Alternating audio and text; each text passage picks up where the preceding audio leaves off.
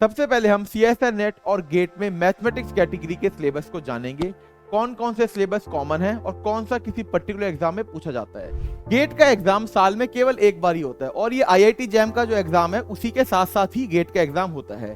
Gate score अगर आपका clear हो जाता है, आप पूछो सर हमारा एग्जाम क्लियर हो गया, तो हमारी जो एग्जाम का जो स्कोर आया है वो कब तक वैलिड है। सिलेबस देख के आपको तो मन कर गया तैयारी करने का, बट अब आती है एलिजिबिलिटी है क्या है हमारी एलिजिबल हमारी डिग्री क्या होनी चाहिए। तो देखिए, हेलो एवरीवन, चलिए आज हम जानते हैं सीएसआर नेट वर्सेस गेट में हमको कौन से एग्जाम की तैयारी करनी चाहिए और कौन से एग्जाम को क्लियर करके हम कौन सा कॉलेज मिलेगा, किस हम डायरेक्शन में अपने फ्यूचर में मूव करेंगे।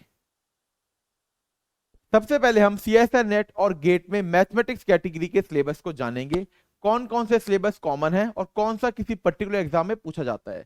जैसे सीएसआर नेट का जो सिलेबस है, इसमें linear algebra, real analysis, complex analysis, modern algebra, ordinary differential equation, partial differential equation, numerical analysis, matrix space and topology, operational research, ये 9 जो टॉपिक्स है ये सीएसआर नेट एंड गेट दोनों में कॉमन सिलेबस है। दोनों एग्जाम्स में ये 9 टॉपिक्स तो आपके हमेशा पूछे जाएंगे। गेट में हर टॉपिक का इक्वल एक वेटेज होती है। ऑपरेशनल रिसर्च जैसे एलपीपी का क्वेश्चन आपके नेट में मुश्किल से 1 या मैक्सिमम कभी 2 क्वेश्चन आया है, बट गेट में आपको बराबर वेटेज होगी अगर आप रियल के एनालिसिस से भी कंपेयर करोगे। गेट में हर टॉपिक की एक इक्वल वेटेज होती है, बट नेट में आपके पास ऐसा नहीं है। रियल एनालिसिस, लीनियर अलजेब्रा ज्यादा वेटेज होती है, बाकी टॉपिक्स की कम वेटेज होती है। सीएसआर नेट का एग्जाम थोड़ा प्योर मैथमेटिक्स की तरफ टिल्टेड ज्यादा होता है, वेयर एज गेट मैथमेटिक्स का एग्जाम थोड़ा अप्लाइड पार्ट ऑफ मैथमेटिक्स की तरफ टिल्टेड होता है। ये जो 2 टॉपिक है, calculus of variation and integral equation, these 2 are part of CSIR NET category exam.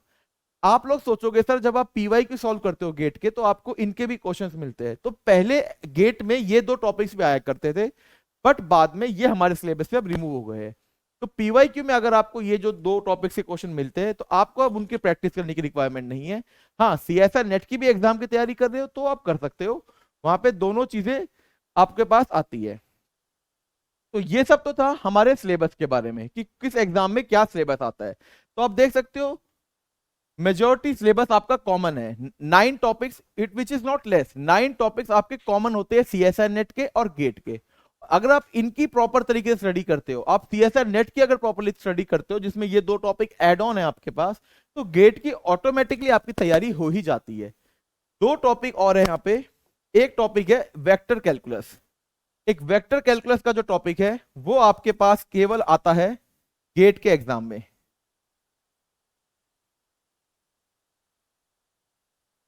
Basically calculus आप कह सकते हो 1 वेरिएबल में। गेट के एग्जाम में ये टॉपिक की भी अच्छी खासी वेटेज होती है। गेट में हर टॉपिक की अच्छी इक्वली वेटेज होती है। तो सीएसआर नेट और गेट किन किन बच्चों को देना चाहिए, कौन कौन इस एग्जाम को देने के लिए, अगर आप अपनी सिलेबस देख के आपको तो मन कर गया तैयारी करने का, बट अब आती है एलिजिबिलिटी है क्या है हमारी एलिजिबल हमारी डिग्री क्या होनी चाहिए। तो देखिए, गेट के लिए अगर आप लोग इंजीनियरिंग ग्रेजुएट हो तो आप इस एग्जाम को दे सकते हो, वेयर अगर आप अपनी मास्टर्स की बीएससी कर रखी है आपने तो आपको अपनी एमएससी करनी चाहिए अपने रिस्पेक्टिव सब्जेक्ट में। अगर मैं मैथमेटिक्स की बात करूं तो अगर आप लोगों की एमएससी मैथमेटिक्स हो चुकी है तो आप गेट में अपना एग्जाम दे सकते हो, you are eligible for it. Where CSIR NET और जेआरएफ एग्जाम के लिए आपको अपने सब्जेक्ट में मास्टर्स होनी चाहिए।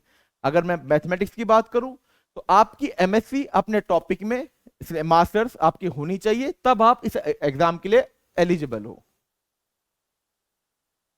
अब आता है एग्जाम कंडक्टेड। ये कब कब आपका एग्जाम, कितने साल में कितनी बार आपका एग्जाम नेट और गेट का होता है। गेट का एग्जाम साल में केवल एक बार ही होता है और ये आईआईटी जैम का जो एग्जाम है उसी के साथ साथ ही गेट का एग्जाम होता है। एक आधे दिन आगे पीछे का होता है बस। Around first week of February, basically first week से लेकर सेकंड वीक के बीच में आपका एग्जाम मोस्ट प्रोबेबली होता है। इस बार भी हो रहा है, आईआईटी रुड़की कंडक्ट करवा रही है गेट 2025। तो ये फेब में होता है, फर्स्ट वीक ऑफ फेब में हो जाता है एंड वंस अ ईयर होता है। वेयर एज हमारा सीएसआर नेट जेआरएफ एग्जाम साल में 2 बार होता है। अब ये जून दिसंबर अभी तक तो यही ट्रेंड फॉलो होता था, बट बीच में आपको पता है वेरिएशंस होते रहते हैं। बट फिर भी एग्जाम साल में 2 बार होता है और मोस्ट लाइकली जून दिसंबर के ही आसपास होता है। कोशिश तो रहती है सरकार की जून दिसंबर में ही हो, बट कभी कभी ऊपर नीचे हो जाता है, बट साल में 2 बार तो हमेशा एग्जाम हुआ है हमारा। अब आता है स्कॉलरशिप और वैलिडिटी। गेट में गेट स्कोर अगर आपका क्लियर हो जाता है, आप पूछो सर हमारा एग्जाम क्लियर हो गया, तो हमारी जो एग्जाम का जो स्कोर आया है वो कब तक वैलिड है, हम कब तक बोल सकते हैं कि हम हमारा गेट वैलिड हो चुका है। तो गेट का स्कोर वैलिड होता है 3 इयर्स के लिए आपका। फिर जो जेआरएफ अगर आपने निकाल लिया, सीएसआर नेट एग्जाम में 2 चीज देखी होगी आपने, एलएस और जेआरएफ। एलएस आपका एलएस की जो भी कट ऑफ आती है वो जेआरएफ की कट ऑफ से थोड़ी कम आती है। दोनों में क्या डिफरेंस है वो भी हम सीखेंगे। जेआरएफ से हमको पीएचडी मिल जाती है, एलएस से आपको लेक्चररशिप, आप केवल असिस्टेंट प्रोफेसर बन जाते हैं, वो हम नेक्स्ट स्लाइड में देखेंगे। इसमें देखो सीएसआर नेट अगर आपने एलएस निकाल लिया अपना लेक्चररशिप, तो आपका score card life time valid है। एक बार नेट निकाल लो, लाइफ टाइम के लिए आपका नेट निकला माना जाएगा। आप एक बार जेआरएफ निकाल लो, जिस दिन आपका जेआरएफ आपका रिजल्ट आता है उसके नेक्स्ट 3 इयर्स तक वो स्कोर वैलिड होता है। अगर आपने उसको अपनी जो भी स्कॉलरशिप आपको मिलेगी, जेआरएफ का मतलब जूनियर रिसर्च फेलोशिप, इसके लिए आपको सबमिट करने होंगे डॉक्यूमेंट्स और अपनी स्कॉलरशिप को अवेल करना पड़ेगा। आप उसको 3 साल तक ही कर सकते हो। अगर किसी भी रीजन से आप 3 साल के अंदर अपनी पीएचडी स्टार्ट नहीं करते हो और अपनी स्कॉलरशिप को अवेल नहीं करते हो, तो after 3rd year of completion आप अपनी स्कॉलरशिप को अवेल नहीं कर सकते हो। सिमिलरली गेट के लिए भी सेम चीज है, आपका गेट स्कोर भी 3 साल तक वैलिड है। उसी 3 साल के अंदर आपको अपनी पीएचडी में एनरोल करवाना है और अपनी स्कॉलरशिप को अवेल कर लेना है। अगर शुरू हो गई तो ठीक है, 3 साल पूरे हो गए तो आपका गेट स्कोर अमान्य होगा। अब आता है गेट के बाद और सीएसआर नेट के बाद करियर अपॉर्चुनिटी क्या है। भाई गेट के बाद आपको करियर अपॉर्चुनिटीज की भरपूर आपके पास ऑप्शंस है। पब्लिक सेक्टर यूनियंस, गवर्नमेंट सरकारी जॉब मिल जाएगी आपको पीएसयूज की। अगर आपको एमएससी मैथमेटिक्स कर रखी है आप लोगों ने और आपका मन है एमटेक करना, जैसे आजकल डेटा साइंस की बहुत डिमांड है, तो काफी बच्चों का मन करता है सर हमारी कोडिंग काफी स्ट्रांग है तो हमको एमटेक करनी है, तो आप एमटेक कर सकते हो आफ्टर एमएससी। बीटेक अगर आप 12th के बाद नहीं जा पाए आईआईटी, कोई दिक्कत नहीं है। एमएससी भी नहीं कर पाए आईआईटी से, तो भी कोई दिक्कत नहीं है। आप गेट के थ्रू आईआईटी से एमटेक कर सकते हो। You are very well eligible to do MTech from IITs if you clear GATE exam.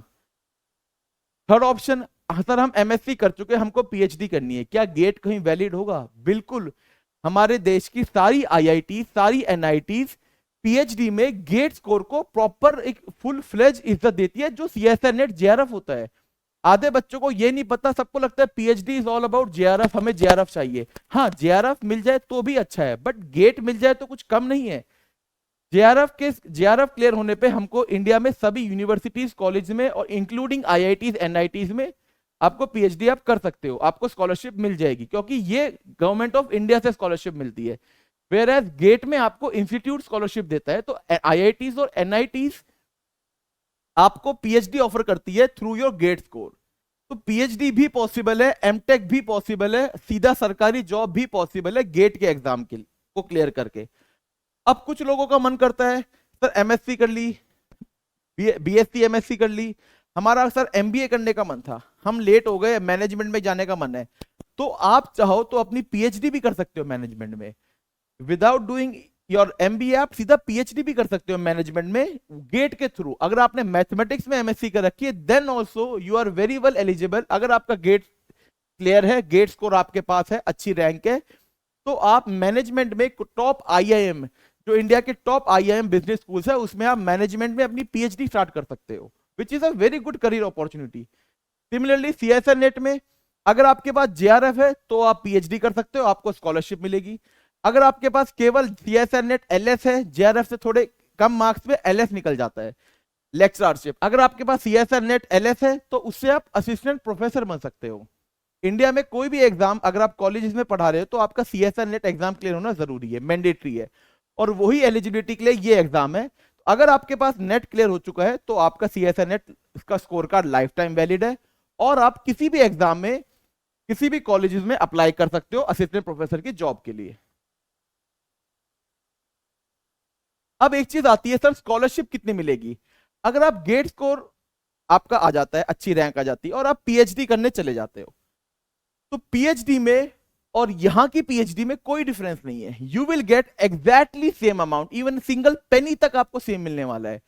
37,000 यहां मिलेगा 2 साल, जिसमें आपको जेआरएफ जूनियर रिसर्च फेलोशिप होगी। सिमिलरली 37,000 ही यहां होगा।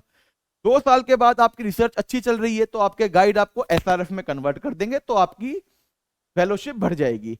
बट दोनों में आपको सेम बेनिफिट्स मिलने वाले हैं, सेम आपको सैलरी मिलने वाली है, टाइमली आपको पैसा आपके अकाउंट में आ जाएगा। डिफरेंस ये है, ये गवर्नमेंट की तरफ से आएगा, इसमें आपके इंस्टीट्यूट की भागीदारी होती है।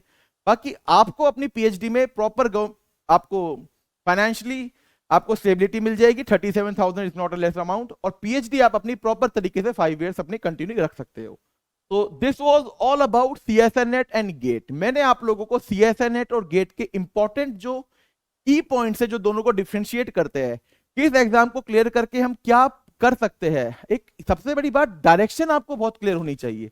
किसी भी एग्जाम को प्रिपरेशन शुरू करने से पहले द फर्स्ट थिंग इज हमको पता होना चाहिए कि इसको मिलने के बाद हम कर क्या सकते हैं। आपको ऑप्शंस क्लियर होना इज वेरी इंपॉर्टेंट। तो आई होप आपको समझ आ गया हो। अगर आपका गोल पीएचडी करना है तो आपको समझ आ गया कि गेट भी इक्वली इंपॉर्टेंट है जितना नेट। जो नेट की तैयारी करनी है अच्छी बात है, गेट की तैयारी भी करो। बिकॉज अगर आपका गोल पीएचडी करना ही है तो why not go through GATE. कुछ फर्क थोड़ी ना है। आप बोलोगे सर गेट्स के थ्रू पीएचडी तो कर ली बट मुझे तो असिस्टेंट प्रोफेसर बनना था, कोई दिक्कत नहीं है।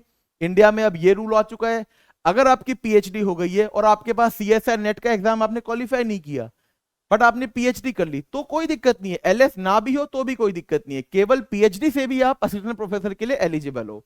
तो a master student with LS and a PhD student without LS, दोनों बोथ आर एलिजिबल किसी भी जगह जॉब में अप्लाई करने के लिए। तो गेट और एलएस, गेट और CSIR NET both exam are equally important. अब बस आपको अपनी डायरेक्शन सही रखनी है और अपना एंड गोल को फिक्स कर लेना है। पीएचडी गोल है तो सीएसआर नेट जेआरएफ एंड इस पे फोकस करो, गेट पे। जॉब चाहिए, पीएसयूज में जॉब चाहिए, एमटेक करनी है तो you have only option get, उसके थ्रू आपको एमटेक नहीं मिलने वाली। तो अपने गोल को टारगेट करो और अपनी प्रिपरेशन को डे 1 से स्टार्ट कर लो।